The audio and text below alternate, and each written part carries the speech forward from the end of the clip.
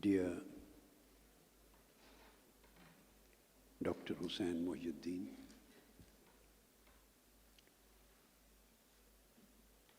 Dr. Ishaq Bhatti, Dr. Ghori,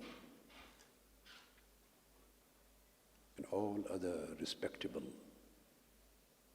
guests, speakers, intellectuals, professors, researchers, specialists, bankers, industrialists, and guest participants, and ladies and gentlemen in general. By the grace of Almighty Allah, it is indeed an opportunity of pleasure for me to be with you in this graceful session, and I would say opening session of International Conference on Islamic Bank and Finance, organized by Minhaj University, Lahore. And I hope it is going to be a landmark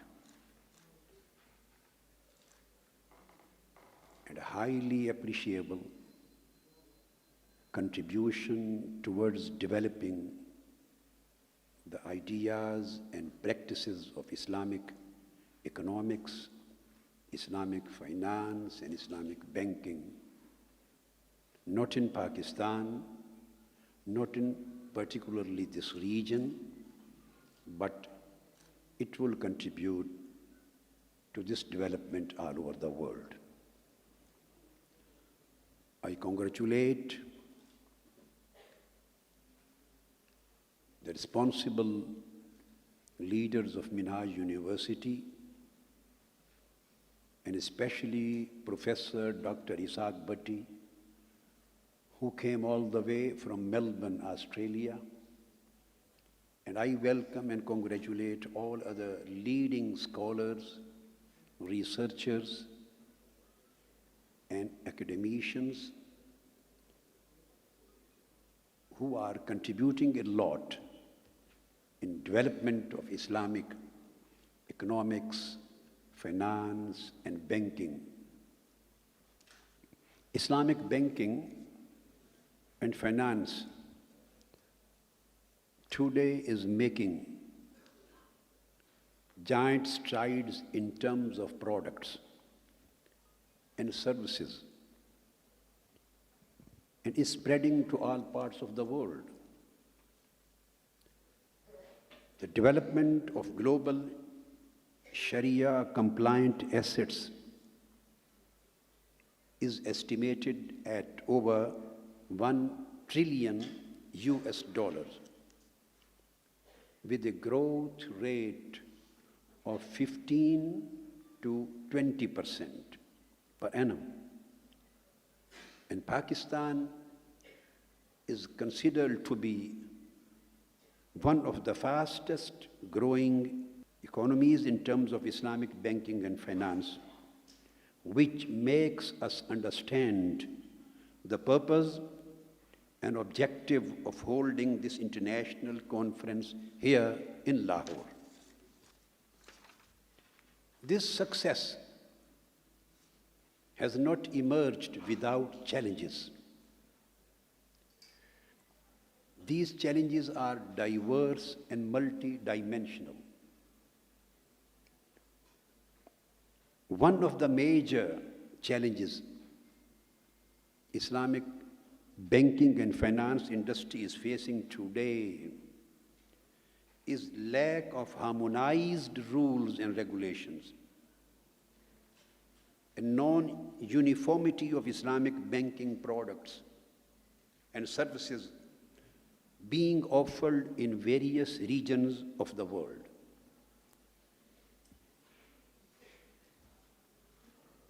Many scholars, researchers, and writers have expressed their concern on this particular points in their papers, which I have gone through. When I am mentioning some things from those, one of their major concerns is divergence of opinions among Muslim jurists on the basis of the schools of fiqh, Hanafi, Maliki, Shafi'i, Hanbali. They follow regarding the validity and invalidity of certain products offered by the Islamic banks in the world. The use of non-identical standards, codes, and terminologies in different parts and regions of the world among banks and other Islamic financial outfits in accordance with the popular school of fiqh of that region, which is popularly followed by the people. This thing stands as the main reason for not having a standardized and harmonized and uniform and universal Islamic banking system in the world.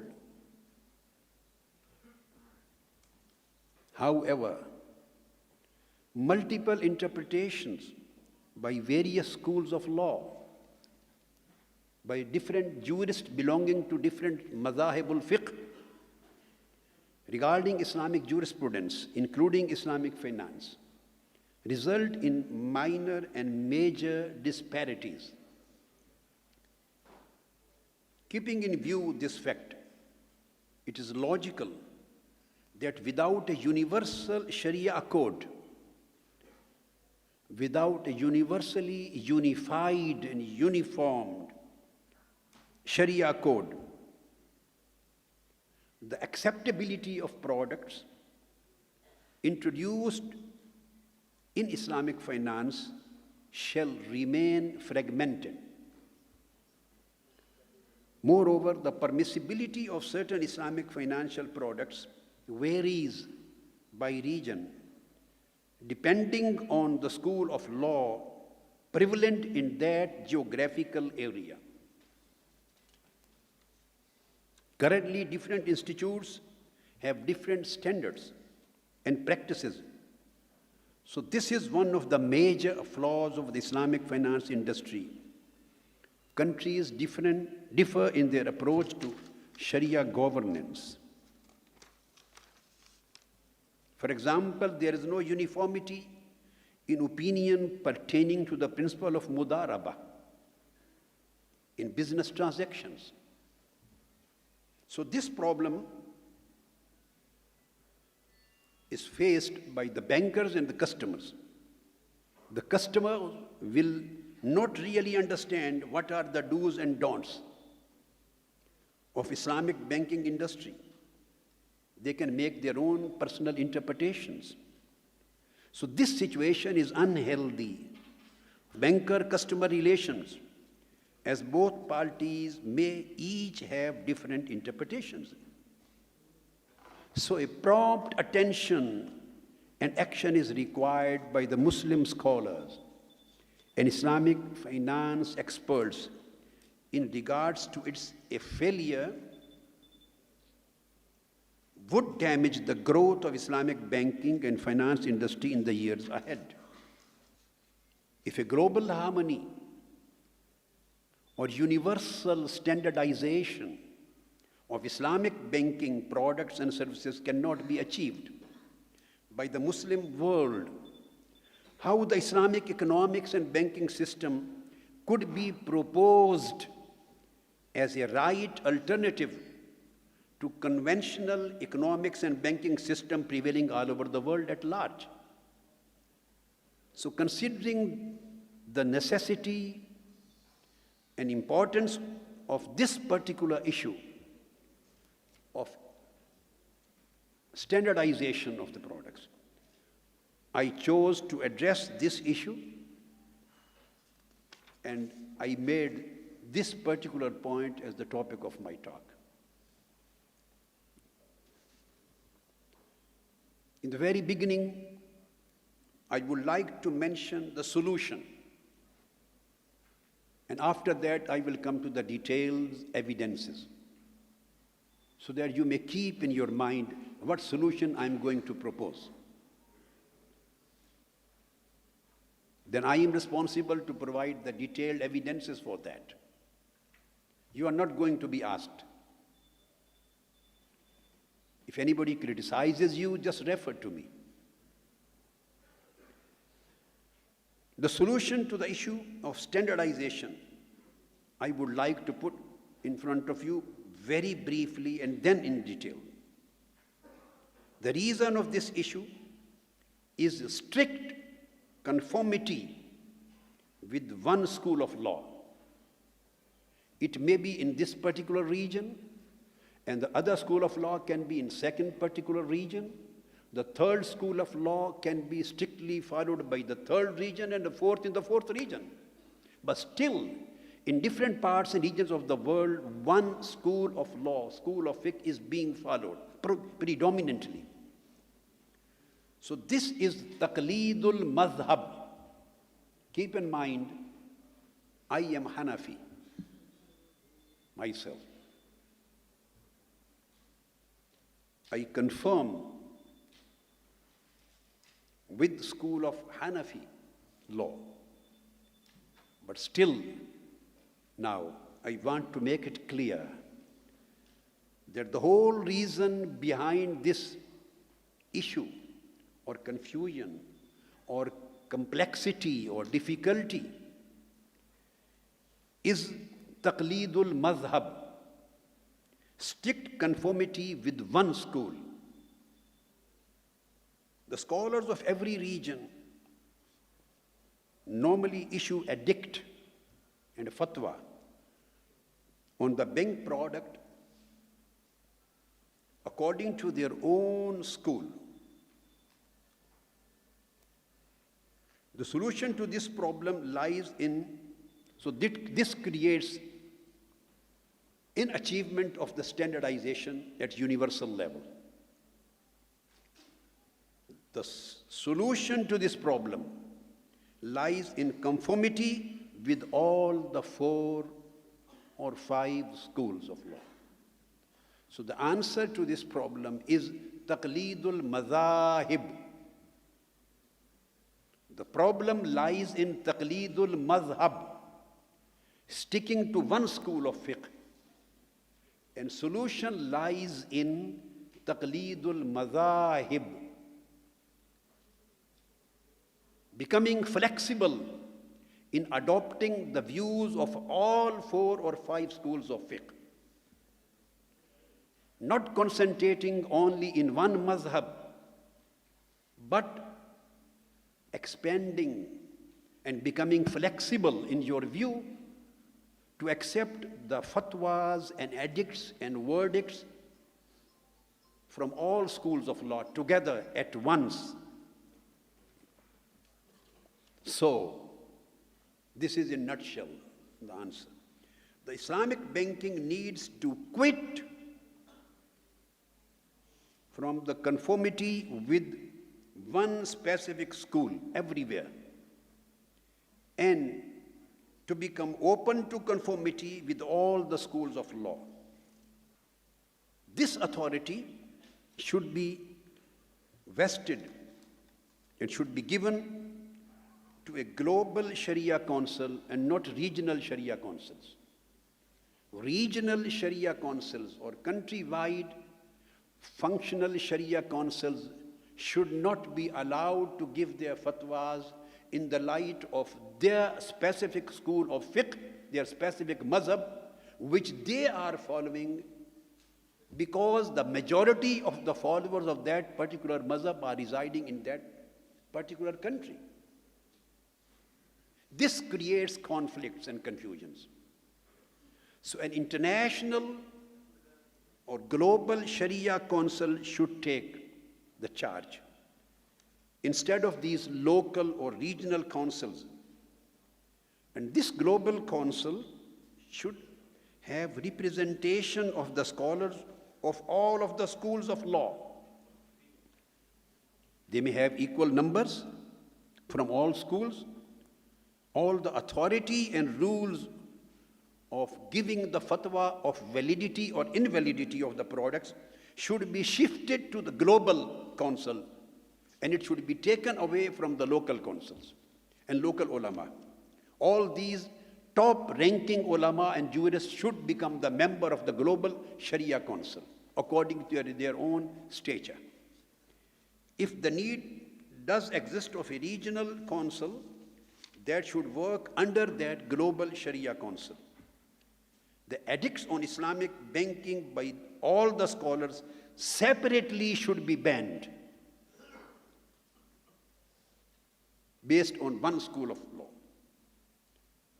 And number two, all the products of Islamic banking that are permissible in any one school, whether it is a Hanafi or Maliki or Shafi'i or Hanbali, in any one school, Mazhab al-Fiqhi, all products which are permissible, or any product which is permissible in any mazhab, should be declared permissible once for all. And all these permissibilities should be put together, because all schools are on the right path. And the evidence of all the schools are the Quran and Sunnah. None of them is wrong.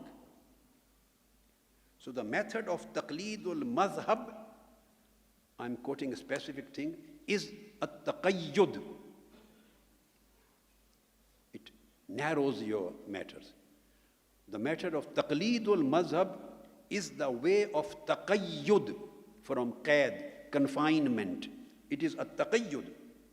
While the method of taqleedul mazahib is the way of tawassu, expansion, which leads to flexibility. We shall have to adopt the method of flexibility, method of expansion, method of tawassu, instead of method of taqayyud in Islamic banking. Here I would like, after giving this proposal,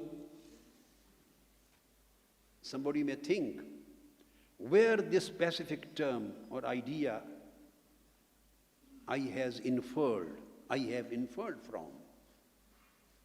Or does this proposal to adopt taqleedul mazahib in this particular matter, Islamic finance and banking, instead of taqleedul mazhab, is this idea supported by any of the jurists and scholars?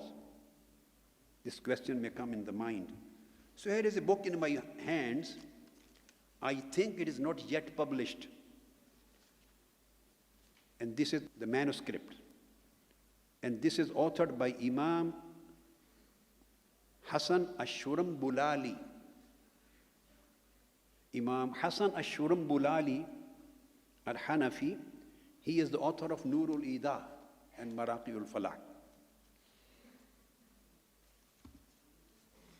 In his manuscripts, he gives an idea of this concept, taqleedul madhahib. I can't quote the page number because this manuscript does not possess the page numbers. I hope his other works are being published this year. When I was in Saudi Arabia and Egypt, Cairo, I was told that all his rasail, Ash-Shurambulaliya, are being published this year. He has quoted Imam Royani. So this is not a very new idea, not a new idea. He has quoted Imam Royani, one of the great ancient jurists of his time. He says, قال الرؤياني يجوز تقليد المذاهب والانتقال إليها بثلاث شروط. The whole book is written on taqleedul mazhab. And the question which he has discussed in his manuscript is the conditions of shifting from one mazhab to other, conditions of adopting the viewpoint of one mazhab for a person who is following other madhab.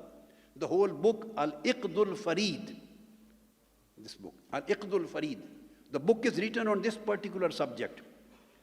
But later he mentions that there is an idea of the whole, he sums up the whole discussion by saying, this is taqleedul madhahib. And Imam Royani says, it is permissible to shift from taqleedul mazhab to taqleedul mazahib in specific situations, in specific circumstances, in order to address the special complexities of the time. Maybe individual or collective. And he says there are three conditions to be fulfilled in order to utilize this principle. The one is when you want to shift from one mazhab to other, or al-intiqal ila taqleed al-mazahib, to taqleed of other mazahib, the first thing should that this verdict or this decision should not be against the categorical ijma of ummah. So please keep in your mind, whenever a difference of opinion exists between the schools of law, between Hanafites, Shafi'ites, Malikites, and Hanbalites, wherever there is a difference of opinion, it means there is no ijma of ummah.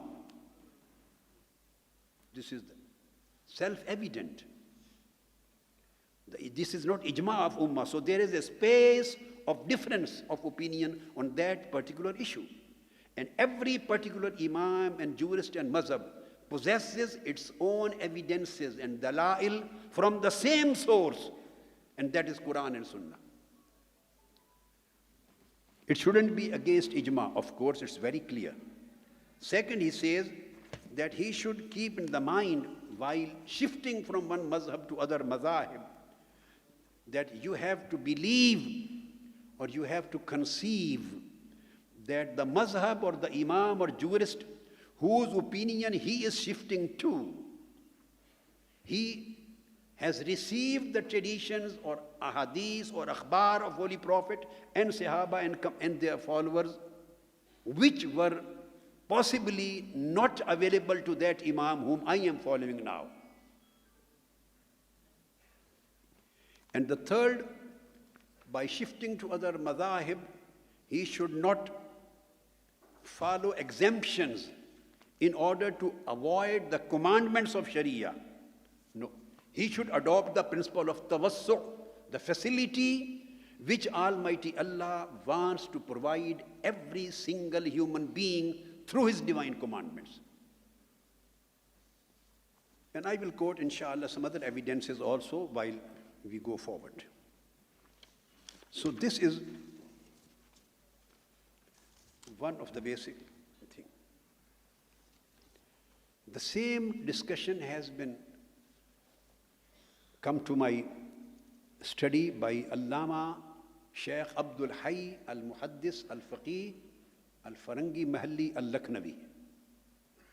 And he is a grand teacher of my father, my great-grand teacher, Shaykh Abdul Hayy al-Lakhnawi, Abul Hasanat. In his Majmu'ul Fatawa, he has supported the same idea, answering a particular question. Now, as I mentioned, I would like to provide now, in the next step, intellectual basis of this methodology. Intellectual basis of methodology of at-tawassu'. So there are two methodologies. Methodology of at-taqayyud, strict conformity to one school, and methodology of at-tawassu', flexibility to accept all the al-jam'u bayn al-mazahib. This is very clear,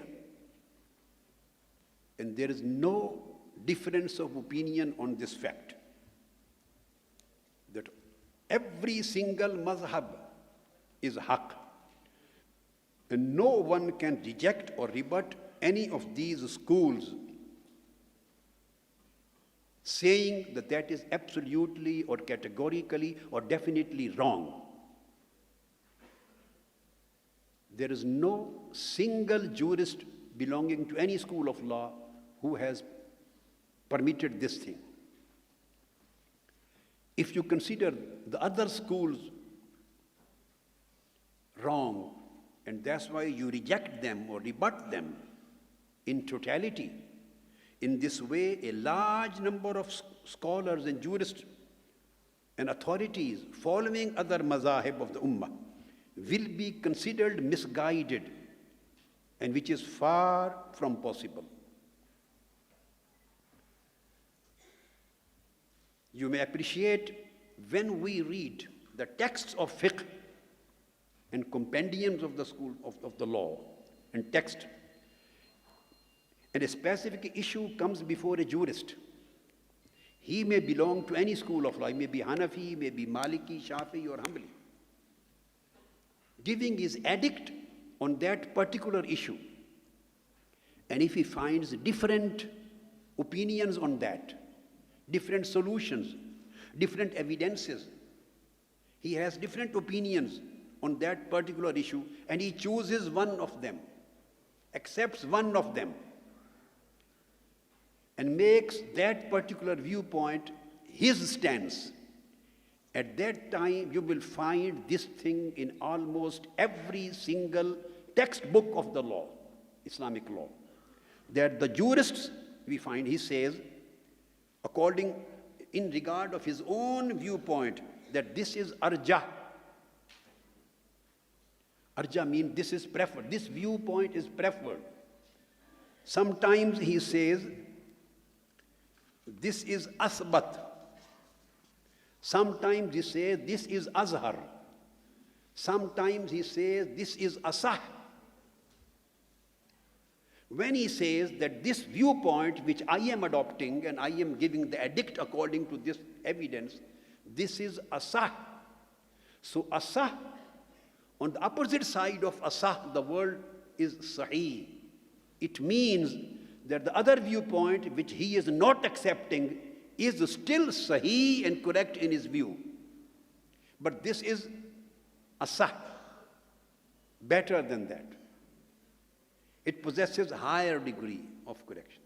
When he says this is athbat, it is proved, more proved.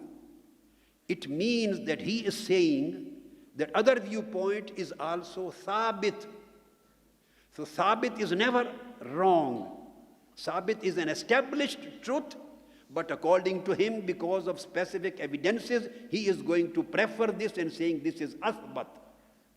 Whenever he says this is arjah, means more preferred. So arjah is always opposite of rajih, and rajih means preferable. So a preferable viewpoint cannot be wrong, but he is giving this viewpoint a higher degree of acceptability than that. These are the terms used by the scholars and jurists.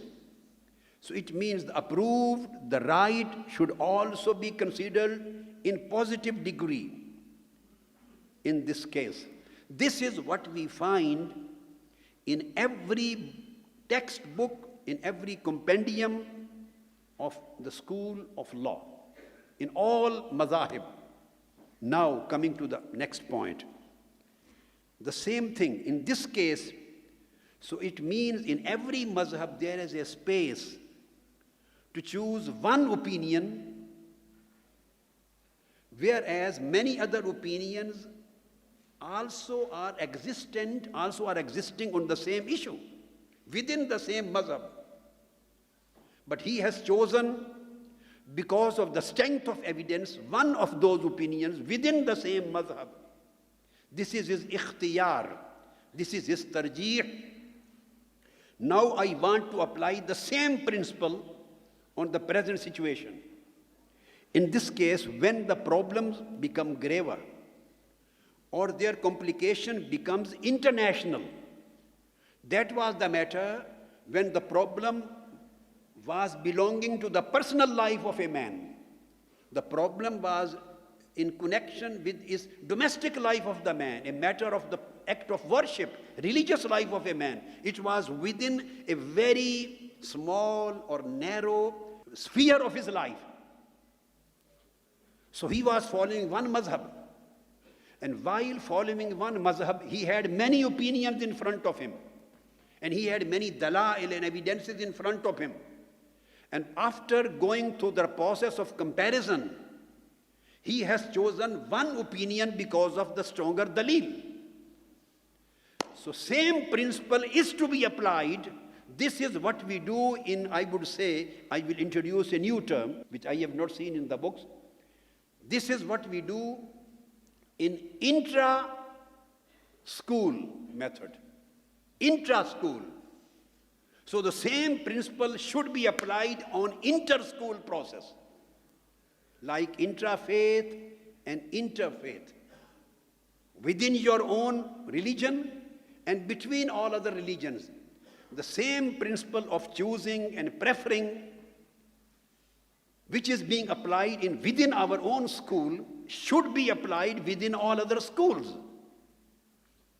So when matter becomes international in its complication, and the issue is such that it was never visited in olden times, and this has emerged only in present modern times. So due to international interactions and international problems of the Muslim world, which they are facing with, this would also be essential to resolve contemporary issues which are incompatible with the international market due to the local regulations enforced in any specific country or region. So the dominance of the region approach impedes the way of solutions of such problems which are international in their scope. So a local approach cannot solve a problem which is international in its scope. So you have to come out of that local approach, and you have to be flexible to accept the international approach. Therefore, this is inevitable that while finding solutions to juristic issues of this level, we should look at international basis, because the religion of Islam and Quran and Sunnah, they have provided us with this basis and guidance. And this is the method which leads us to the basic principles of flexibility, principle of accommodation, principle of openness, principle of lease, principle of removal of difficulty, principle of removal of hardship, principle of providing facility, principle of elimination of loss and pain. All these juristic principles are available in Quran and Sunnah and the books of jurisprudence. These are directly provided by divine texts, and the companions of holy prophets, and their successors and their followers, and even the scholars and jurists of early eras, they used to adopt the same principle, and they used to follow the same methodology of flexibility, and that's why their scope was always wider. Now, in later eras, a time arrived when Ummah made it imperative to follow any one of the four schools of law for common Muslims in general on the basis of religious and juristic expediency. Religious expediency. This was considered worthwhile for the common Muslims, so that the path to chaos and dissension may be impeded.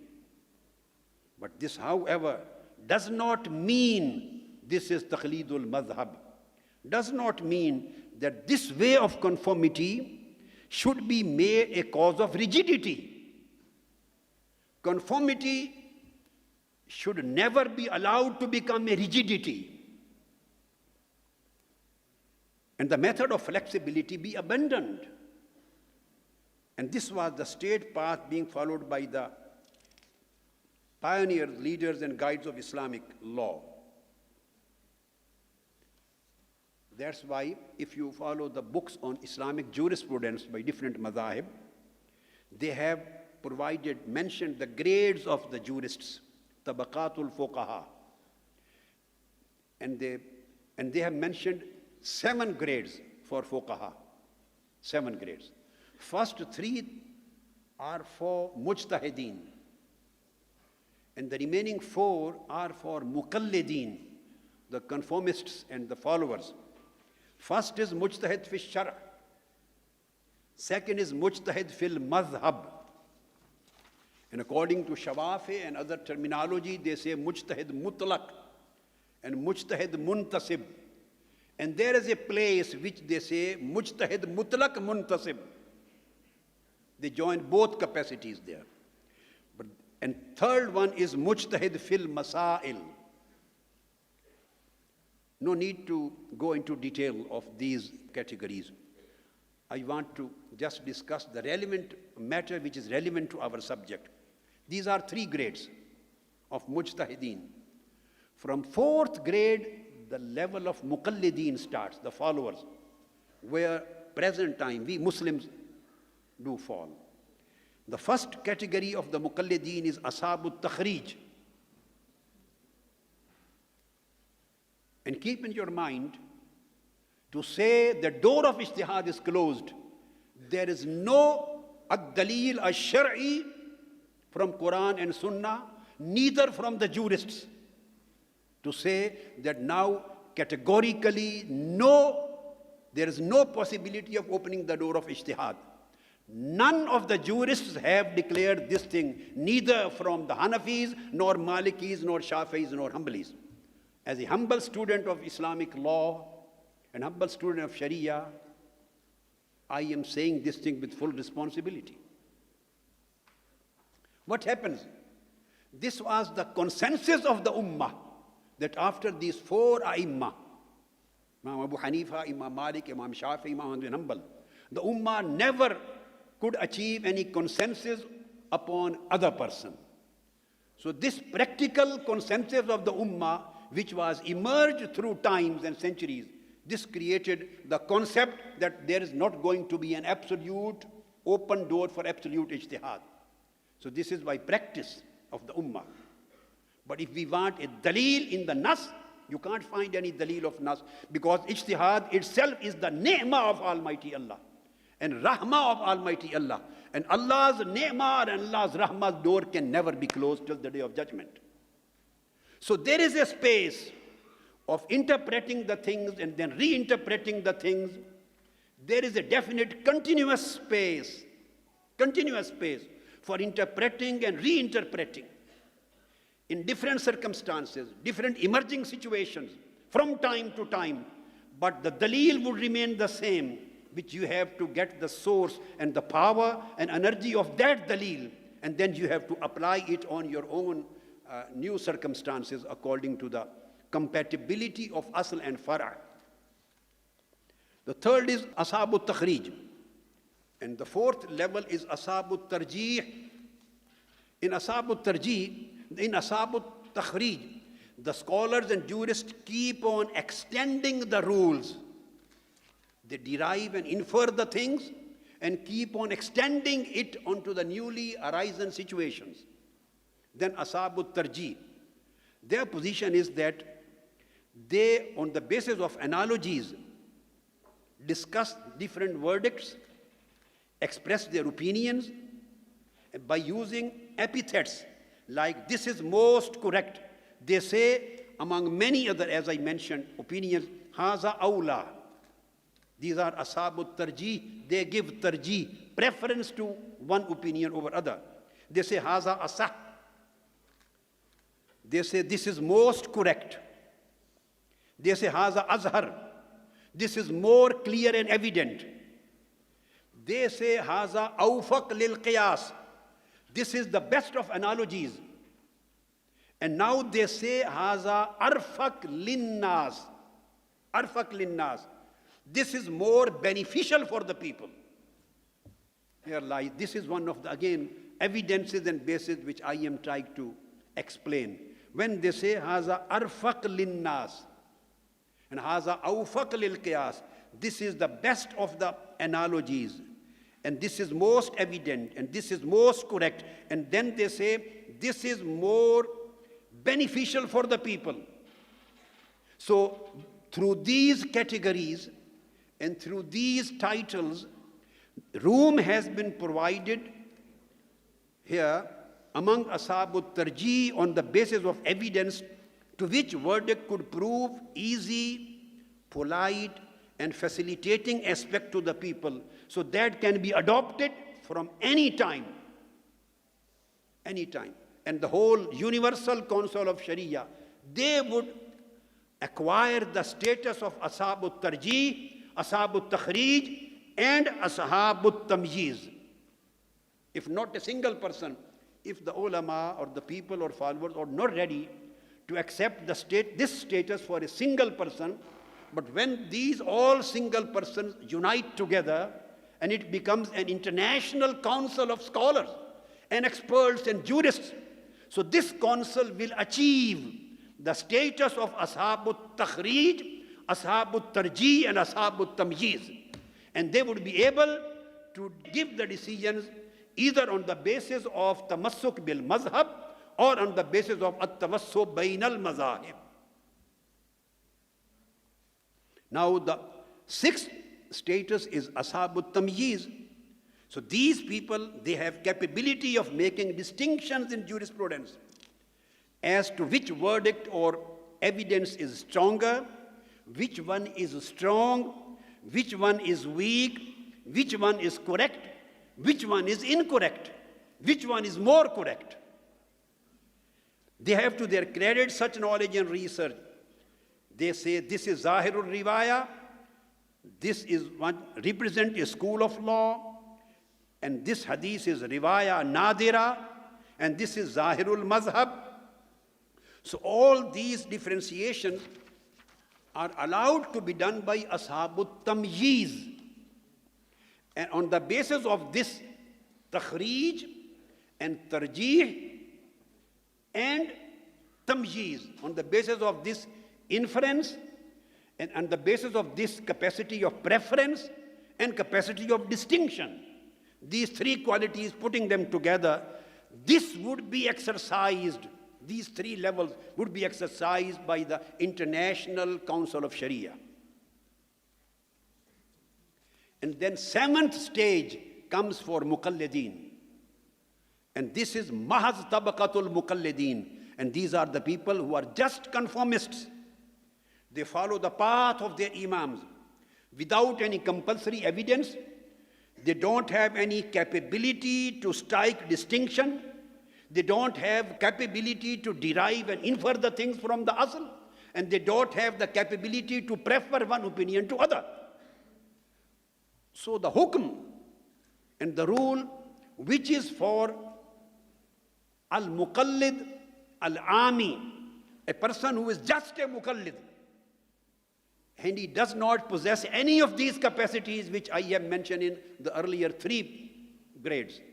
So his order and his position cannot be applied on other scholars and jurists who have the capacities, and particularly when they join together. Like the jurists, some of the jurists and Hanafis, and they say that a woman cannot go for Hajj without a mahram. So Hajj is not mandatory for her. Imam Shafi'i and other Aimma, they say if she has not mahram, so this concept of mahram, fulfilling the need and the basic philosophy, can be replaced by a group of women. So instead of cutting down the mandatory status of Hajj, she can go with a group of women. So a group of women fulfills that necessity which was not being fulfilled by a single woman. When you put many women together and made a group, they became a replacement of a male, mahram. In the same way, either one scholar or jurist, according to some people, I don't want to challenge anybody's view. If some people say that we are not ready to accept this status of Ashabut Takhrij, Ashabut Tarjih, Ashabut Tamyiz for this particular man, when you put all scholars from four mazahib together in the form of a council, so this becomes mahram of Sharia. This fulfilled.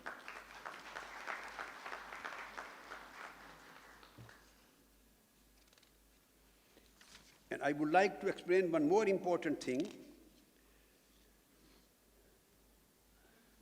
When this consensus was developed of tamassuk bil mazhab, at taqayyud bil mazhab, follow one mazhab, conformity with the school.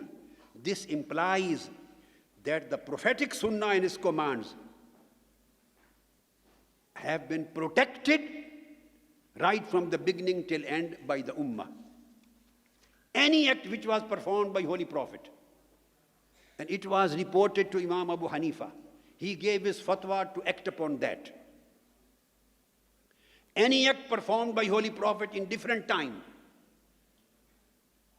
that information was received by Imam Shafi'i, not by Imam Abu Hanifa, or by Imam Abu Hanifa and not by Imam Shafi'i, or that was reached to Imam Malik and not to other Imam. So he gave the fatwa according to that sunnah, Shafi'i gave the fatwa according to other sunnah, and Maliki and Hanafi, Imam Malik and Hanbal, he gave fatwa according to other sunnah. The main divine intention of Almighty God was that every single act which was ever performed by Prophet, his beloved Prophet Muhammad, ever performed by him, Almighty Allah wanted that every single practice of Prophet Muhammad should be preserved.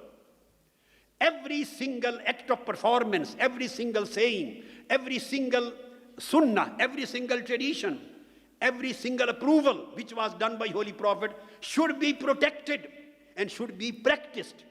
Should be protected and should be practiced till the day of judgment.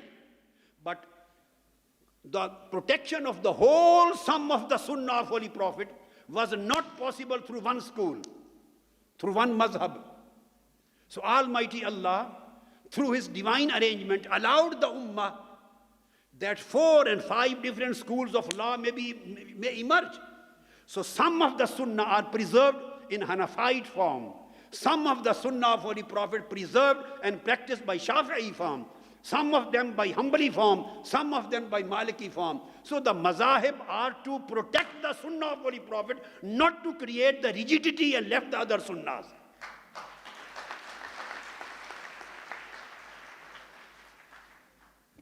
So the mazahib, the existence of mazahib is to create totality, and a total comprehension of the practices of the Holy Prophet ﷺ. These are not in order to create rigidity and partiality. When we act upon taqayyud, follow one mazhab, this becomes the safest way. This becomes safest way in our personal life.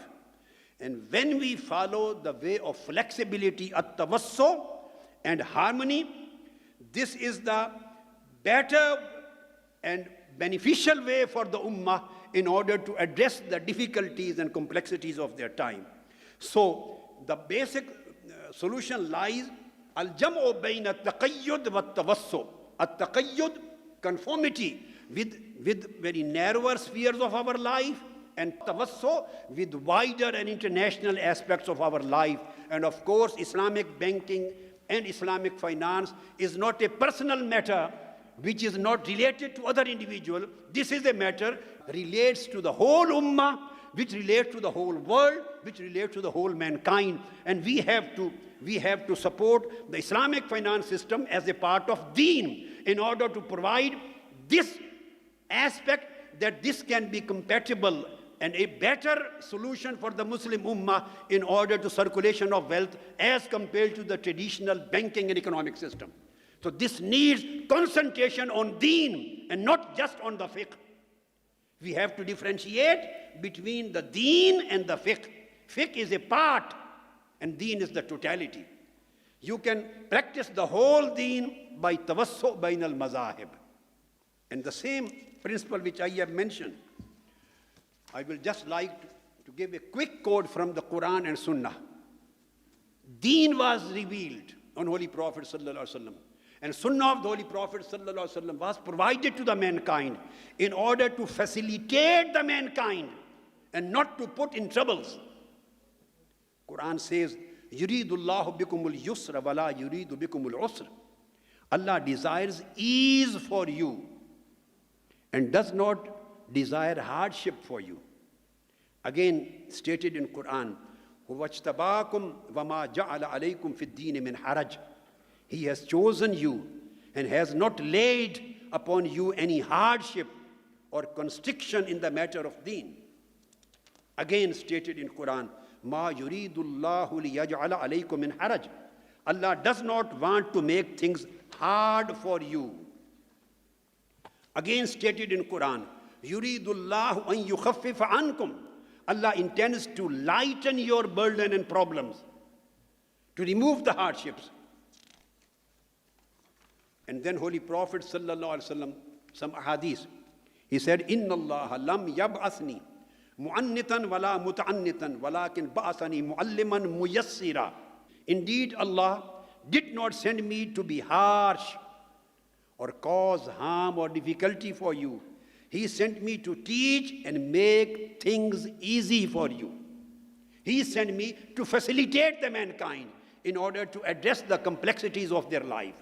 Then same thing, Abu Burza Aslami says that I waged 6, 7 or 8 battles with Holy Prophet sallallahu alaihi wasallam. Even during the times of war, he said, I saw his way of making things easy for everyone. He never neglected the aspect of ease for the mankind, even during the war period. Then again, Aisha radiyallahu ta'ala anha says, Ma khuyyara Rasulullah sallallahu alaihi wasallam bayna amrayn illa akhaza aysarahuma ma lam yakun isma. Never was Allah's messenger presented with 2 options. Keep in mind, 2 options. If any 2 options were presented to Holy Prophet. In the same way, the 4 mazahib are presenting you 4 options.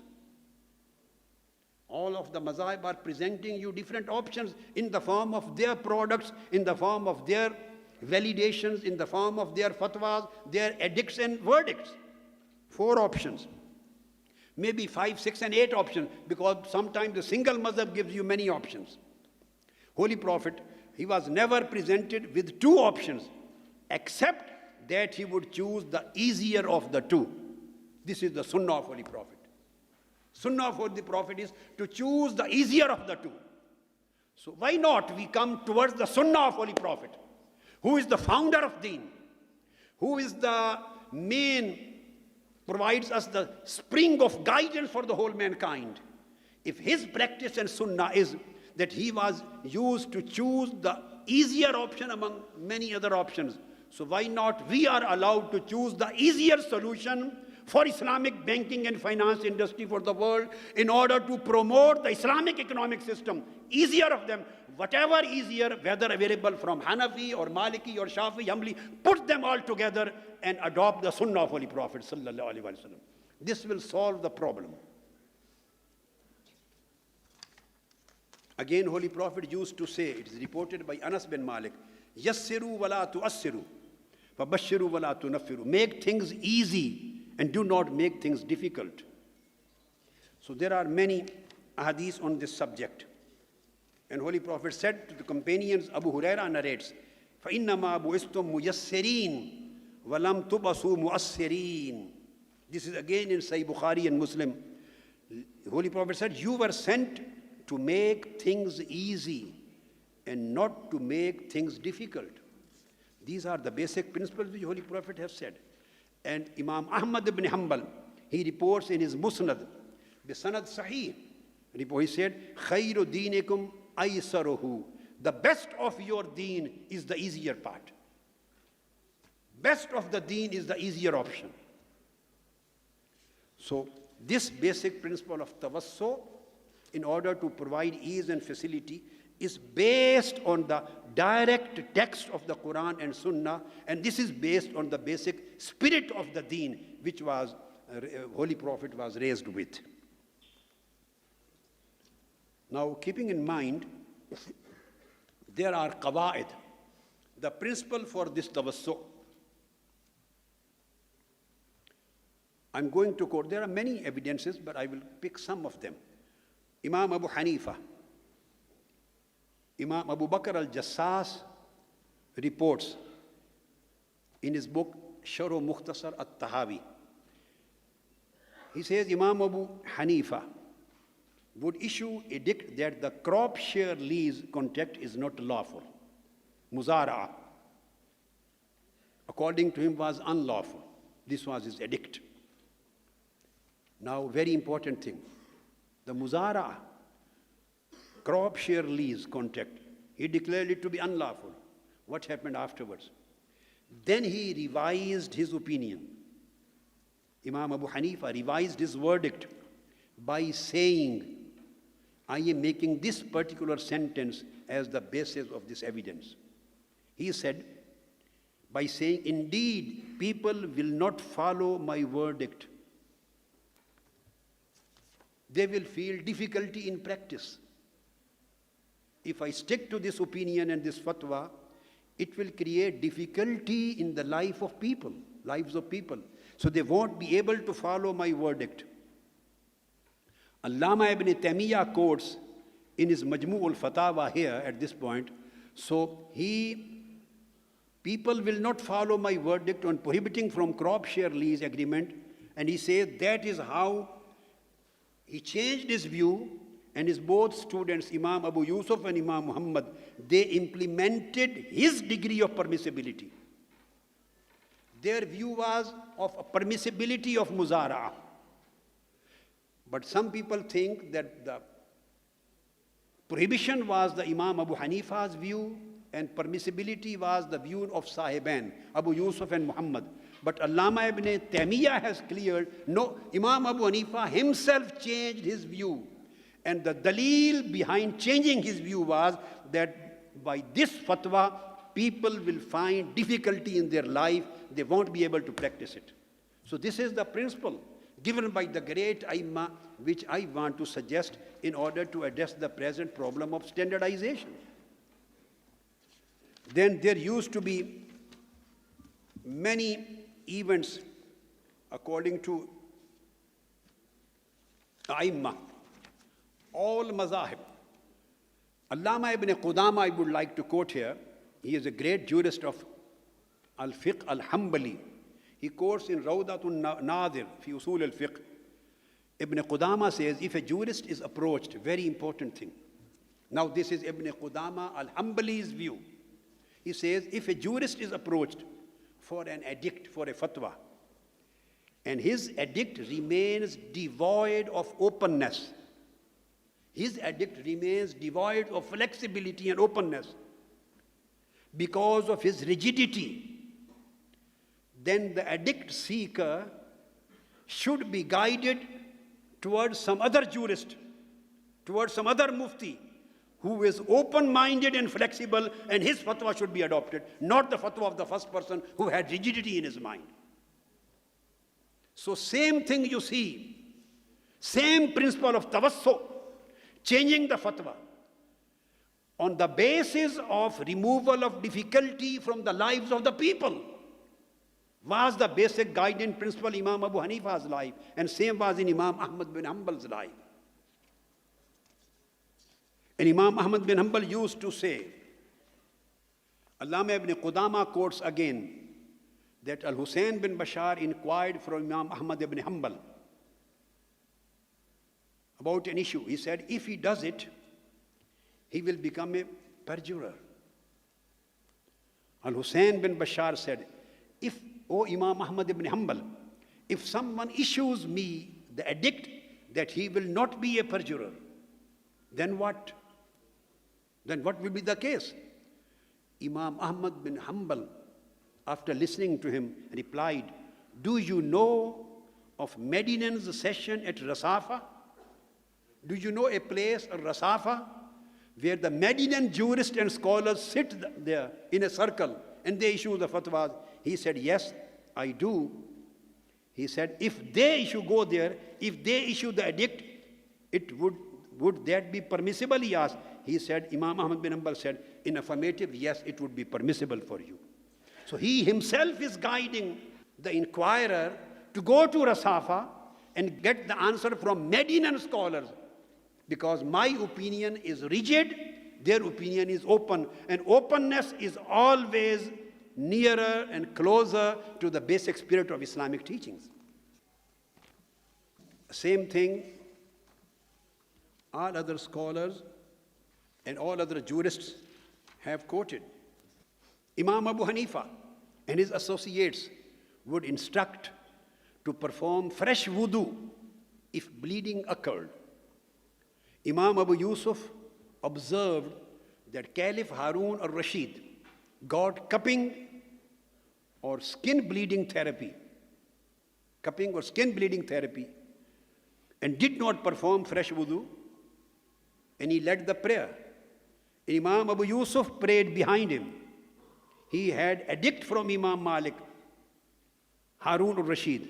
Abu Yusuf offered the ritual prayer behind him and did not repeat the ritual prayer afterwards. He was asked, he said he got a fatwa from Imam Malik. That's it. So all those, the founders of the fiqh, they used to practice the same principles, and all codes of Islamic jurisprudence came into existence by following this principle. Similarly, Imam Ahmad ibn Hanbal, he believed and gave the fatwa that cupping therapy spoils ritual ablution, wudu. He was asked, if the prayer leader bleeds and he does not refresh his wudu, will you offer the ritual prayer behind him? Imam Ahmad bin Hanbal was asked. He said, how come I would not offer prayer in the prayer leadership of Imam Malik and Sayyid bin Musayyab? Because they have a different fatwa. So this was the basic thing which I mentioned through some of these in this part. Examples, how the Aimma who founded the schools of law based their jurisprudence on the concept of tawassu and not on the concept of taqayyud. Now, it is important to understand that there are two kinds of legal matters. Some are agreed upon. All other scholars have consensus on them. So no second opinion is required about that matters. The second kind of matters is of difference of opinion. If the matter is related to difference of opinion, it has further three kinds. First type of difference is a statement that negates the command explicitly, and command is based on the sacred text of Quran and Sunnah. So this statement will be turned down right away. Second type of difference in ijtihad and fatwa of scholars relates to matters that do not cause any harm or explicit contradiction to the sacred text, or any legal command of Almighty God is not left out. So if the statements of this type made by different authorities are available, any one of them can be adopted, because by adopting any single statement, the text of Quran is not being rebutted. And the text of the Sunnah of Holy Prophet explicitly is not being rebutted. Here does lie the difference between an explicit rebuttal and implicit rebuttal. When the matter is lies with explicit rebuttal, it is stopped. When it lies with implicit, then you have to further explain that implicit means there is a space of interpretations and further interpretations. And the third type refers to the conformist of a juristic school who fails to get an edict on some matter, and that's why he shifts to other school to get fatwa from that. Imam Waliullah Muhaddis ad-Delvi, he says at this point, Shah Waliullah Muhaddis, he says in his book, Iqdul Jeed fi Ahkam al-Ijtihad wa Taqlid, he says in most of the juristic reasonings which contain difference of opinions, very important thing, he says all opinions, whether from different mazahib or jurists, he says wherever difference of opinion exists in juristic reasoning, the truth spreads through all of these opinions. The truth spreads through all of these opinions. He says, Inna aksara subal al-ijtihad yakunu al-haqqu fiha da'iran. Truth is spread over all these opinions, and it is not bound with only one opinion. Second, he says there is no narrowness in deen. Rather, it offers expansion and accommodation. Then Shah Waliullah Muhaddis Delvi says, sticking only to one way and believing firmly that the opponent's viewpoint is definitely wrong, this idea is baseless. This is totally baseless. And Imam Izzuddin bin Abdus Salam, he says, that successful is the person who acted upon things the scholars agreed upon. Scholars mean scholars belonging to all mazahibul fiqh, all schools of law. If they agreed upon, he acted upon those things and refrained from things which the scholars declared unlawfully without any disagreement, and believed in the permissibility of matters which the scholars and jurists decreed unanimously, and also performed the acts which the scholars unanimously regarded commendable, and abstained from the acts which the scholars unanimously agreed to disapprove. So Izzuddin Abdul Salam, what he is trying to explain, he says any matter where all scholars and jurists belonging to all schools of law, they are unanimous, you have no other way. And then he says, if there are things and matters where disagreement between mazahib and disagreement between the jurists does exist, scholars disagreed and could not get together on one opinion, it can further be divided into two forms. The matter wherein they had difference of opinion pertained to the issues which repeal the command of lawgiver, then no scope for that. And if there is a difference of opinion where it does not pertain to the issue about which the order of lawgiver is being explicitly repealed, then you can adopt either of them. Either of them can be adopted. And again, Shah Waliullah Muhaddis Ad-Dehlavi, he says that this difference of opinion is of four kinds, which exist between mazahib and the jurists.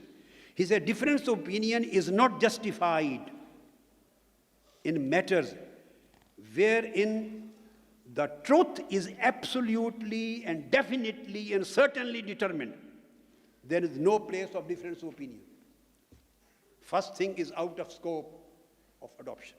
Second kind, he says the problem where the truth is determined by majority vote of the schools, majority vote of the jurists and scholars, and it weighs in predominant scale, it would become arja.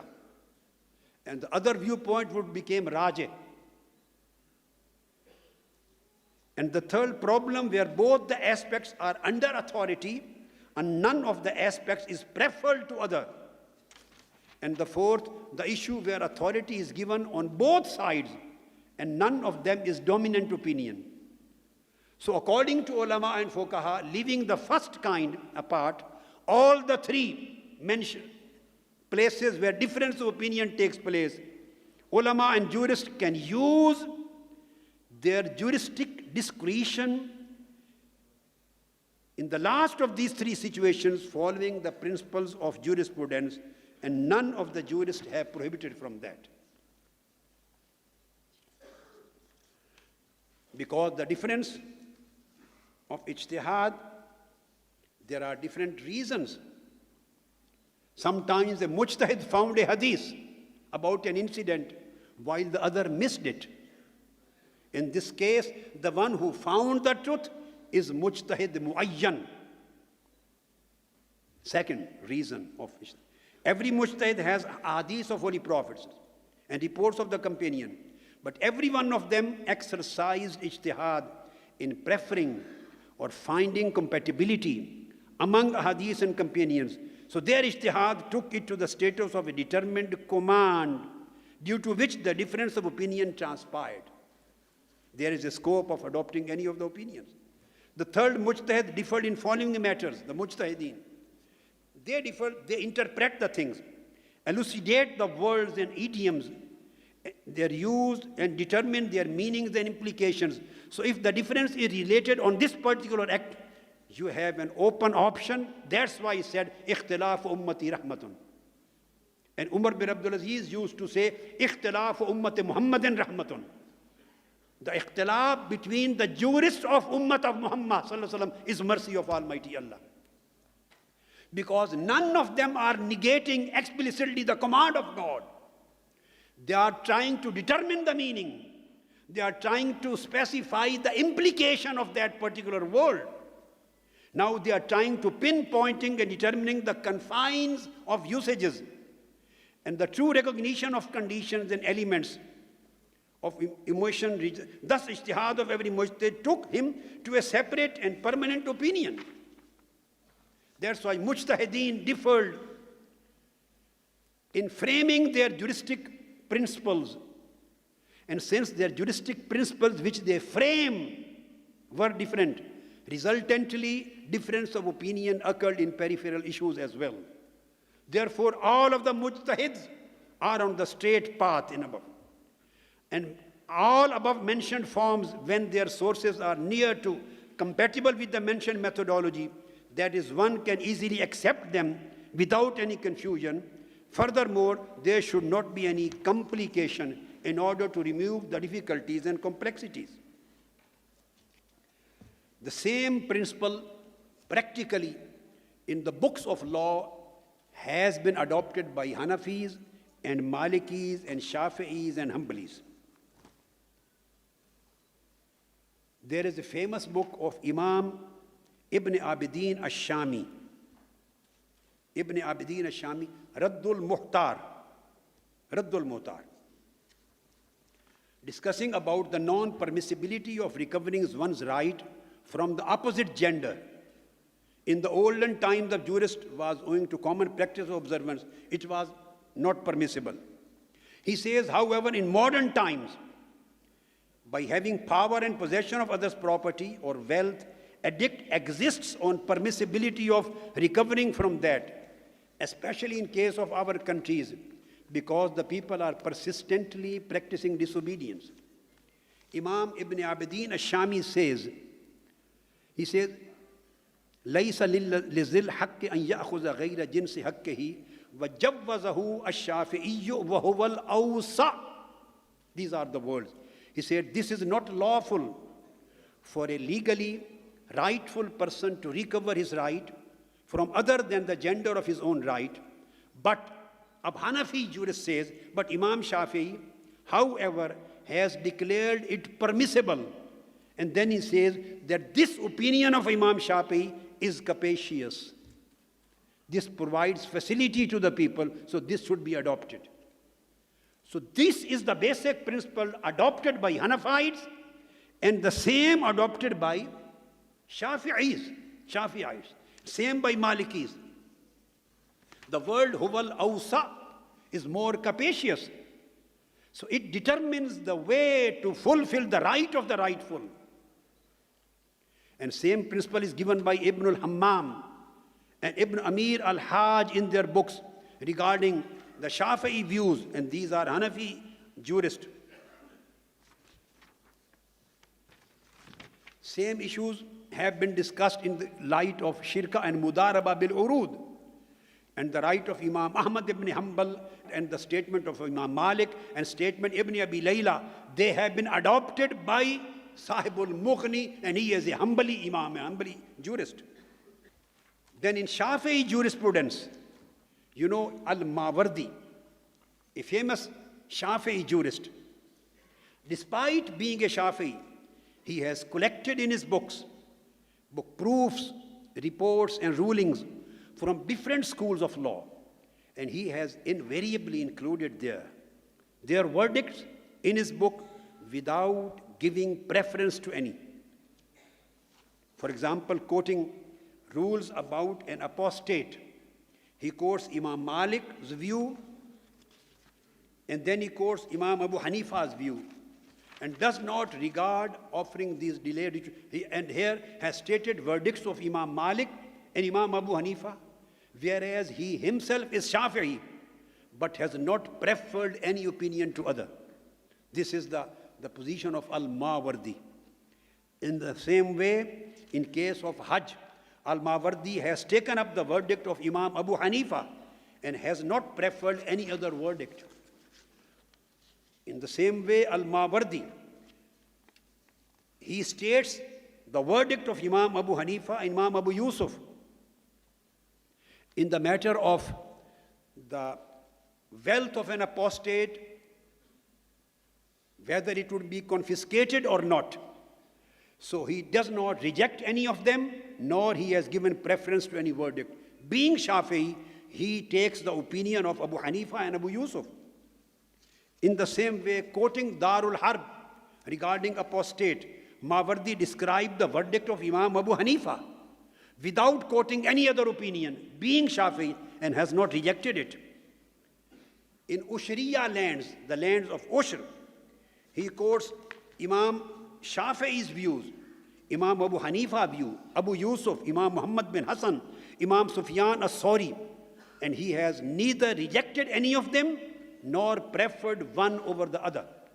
So this is a common practice of great Shafi'i jurists. In Aqdul Jizya, condition for security tax, if the non-Muslim citizens do not pay a security tax, whether it will be a breach of agreement or not, Al-Mawardi presented Imam Abu Hanifa's verdict as evidence and does not reject any other opinion. So this is a common practice of Shafi'i jurists, that they take the opinion of Hanafis, they take opinions of Malikis, they take opinions of Hanbalis, they take opinion of Imam Thawri, in the same way as Imam Abu Hanifa and Hanafis, they have taken opinions of Shafi'is and Malikis. They have taken. The same practice is being adopted by the Shafi'is. And in the end, Al-Mawardi says in his book Al-Ahkam al-Sultaniyya, elucidating its rationale, Al-Mawardi writes that since these issues, is a very important quotation, these issues relate to common good. This is the last part and very significant. We are about to finish it. Al-Mawardi says, since these issues, where I have taken the opinions of Hanafis, opinions of Shafi'is, opinions of Hanbalis, and opinions of Malikis, in spite of being himself Shafi'i, he says, why I have taken from all mazahib?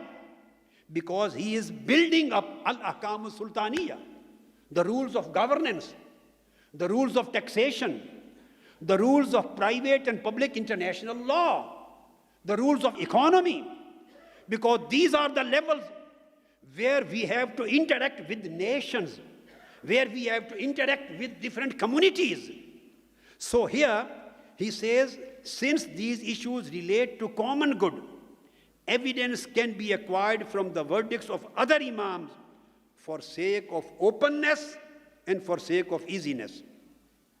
هذا من المصالح العامة التي يتسع حكمها على أحكام العقود الخاصة.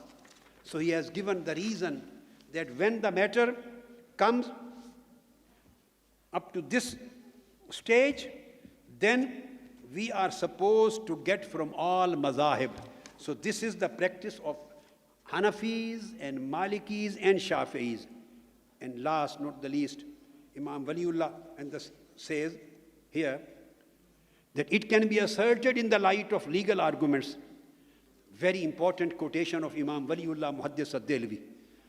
Apart from the prophets, he says, apart from the prophets, this is not legally prohibited to differ with any person. Apart from the prophets, you can differ with any person. It is not legally prohibited.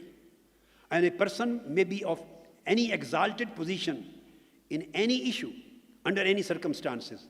This station, not to differ with, is only exclusive for Allah and His exalted messenger. And the four Imams too have expanded upon his matter. The mazahib comes under the article of Ulil Amri Minkum. And Quran and Sunnah comes under the article of Ya ayyuhallazina amanu ati'ullaha wa ati'ur rasul. The word ati'u, the commandment of ati'u has been repeated for Rasul in the same way as it was for Allah. Ati'ullaha wa ati'ur rasul. The command has been repeated. But in case of Ulil Amr, this command word has been deleted. Ati'ullaha wa ati'ur rasul wa ulil amri minkum. So the command ati'u has not been repeated for ulil amr. Why? Because the word Allah signifies the absolute authoritativeness of Quran. The word ar-Rasul signifies the absolute and permanent, unchallengeable, unqualified, uncontingent obedience to Holy Prophet sallallahu alaihi wasallam. But when comes the case of itaat of ulil amr, the word atiyu has not been repeated. It means that the itaat of ulil amr is conditional. That's why he said, فَإِن تَنَازَعْتُمْ فِي شَيْءٍ فَرُدُّوهُ إِلَى اللَّهِ وَالرَّسُولِ. If you have a difference of opinion with your ulil amr, whom you are following, difference of opinion with a qadi, difference of opinion with a jurist, difference of opinion with a mazhab, فَرُدُّوهُ إِن تَنَازَعْتُمْ فِي شَيْءٍ فَرُدُّوهُ إِلَى اللَّهِ وَالرَّسُولِ. Then go direct to Allah and Prophet, yani Quran and Sunnah. The absolute authorities vest in Quran and Sunnah. And so you can find the interpretations of the Nas of Quran and interpretation of the Nas of the Hadith of Holy Prophet.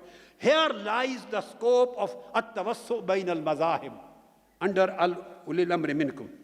So Shah Waliullah Muhaddis Dehlvi says here that the companions agreed to it, that there was a difference in their understanding, the Sahaba. But despite that, there is consensus among the companions on the permissibility of following a path of lower preference in the presence of the higher one or the best one. Even if you consider the opinion of your mazhab is the higher, possesses the higher rank in correctness, and the other opinion of the mazhab is lower. Imam Waliullah Muhaddis Dehlvi says, companions of Holy Prophet, they were unanimous on this point, that you can get the opinion from a person who is lower in preference in the presence of the person who has the best rank of the authority. Because both of them, they are getting the guidance from Quran and Sunnah. And it is again stated, Allama ibn Taymiyyah says, Ibn Abidin Ash-Shami says, he says in certain issues, this is permissible for a person to follow another imam's school against the school of his own imam, provided he cares for all the terms and conditions of other imam. And further states, Imam Shami states, one can follow contradictory commandments issued for different incidents from different mazahib, because all of these imams are following the truth and path.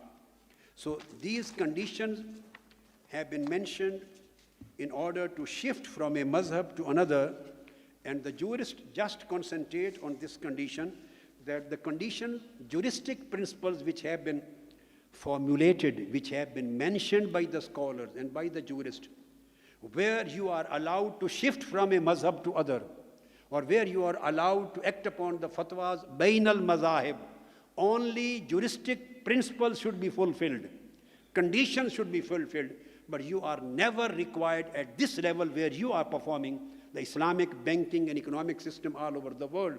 If you still remain within the limited scope of one mazhab in a region, and the second mazhab in second region, and third mazhab in third region, and fourth mazhab in fourth region, you won't be able to compete with international system of economics and international finance system. So in order to compete with the world, we need the universality of the system, the universality of the foundation, which has been provided by Quran and Sunnah, and which has been followed by the companions, their followers, their successors, and Aimma Arba, and jurists, all jurists which belong to Mazahib Arba or Mazahib Khamsa. This openness and at-tawassu bain al-mazahib will solve the problem and complication which we are facing today. Thank you very much. Wassalamu alaikum wa rahmatullahi wa barakatuh.